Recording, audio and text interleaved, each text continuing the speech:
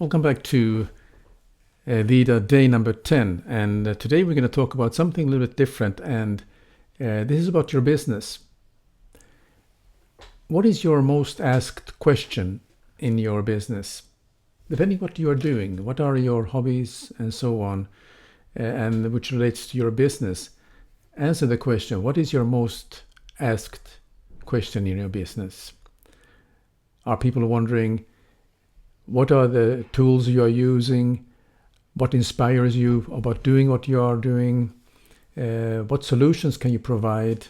Etc. There are many hundreds of questions that people may ask you. So share with us what is the most asked question that you're facing in your business.